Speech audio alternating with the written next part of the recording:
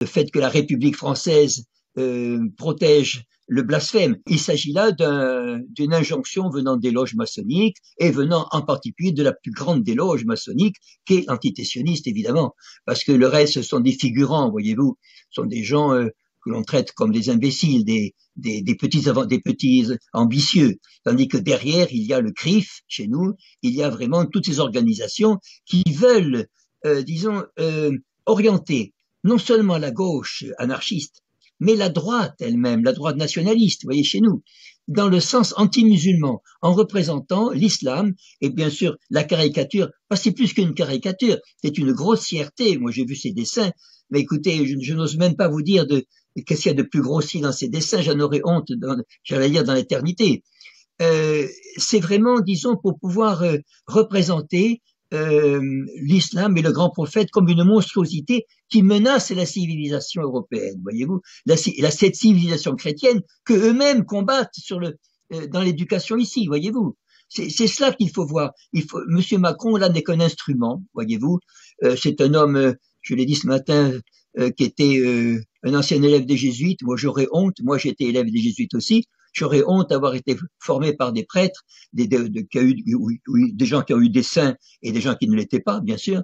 Mais enfin, disons, cet ordre a été un grand ordre et insulter, dire comme ça, que le blasphème est une chose permise par la conscience et protégée par les lois est vraiment quelque chose qui est une honte, je dirais, pour le système politique français. Et je signale à nos auditeurs aussi que ceci n'existe pas dans beaucoup de pays européens. Je dirais que, je l'ai dit ce matin, l'Allemagne, par exemple, la Suède aussi, reconnaissent les églises comme d'utilité sociale, voyez-vous. Et chez nous, on cultive le blasphème pour déraciner la religion de l'esprit des gens. Et finalement, qu'est-ce qu'il y aura de sacré dans la vie? Il n'y aura rien de sacré, sauf évidemment les objectifs de l'antitétionniste. Vous allez me dire, c'est un peu une caricature que je donne. Non, malheureusement, je crains que nous engagions dans cette voie. Et malheureusement, il y a beaucoup de gens, y compris des juifs sincères, qui sont minoritaires, mais qui sont aussi d'autant plus sincères, qui s'opposent à cette politique en France. Évidemment, il y a beaucoup de chrétiens qui s'y opposent, mais les journaux ne représentent pas l'opinion. Et quant à ce que fait M. Macron en Orient, pour reprendre ceci, je dirais que derrière l'insolence de la réponse qu'il a donnée sur cette question du blasphème, voyez-vous, au Liban, il y a quand même une ambition, une sorte de volonté de commander au peuple d'Orient de cesser justement leur résistance aux forces qui les menacent depuis la fin de la guerre. Je dis pas la fin de la guerre de 40 seulement, mais même la fin de la guerre de 1914-18, après l'effondrement de l'Empire ottoman. Bien. Et je crois que là-dessus, Monsieur Macron est dans cette lignée coloniale, voyez-vous.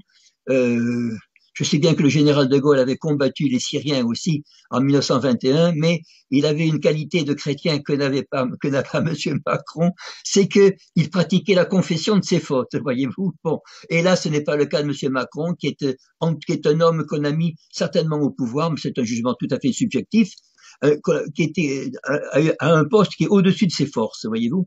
Ça, c'est un des principes de cette tyrannie que nous avons en Occident, de mettre des gens qui ne sont pas réellement au niveau de leurs tâches pour pouvoir mieux les contrôler, mieux les conduire et après les rejeter comme un mouchoir sale.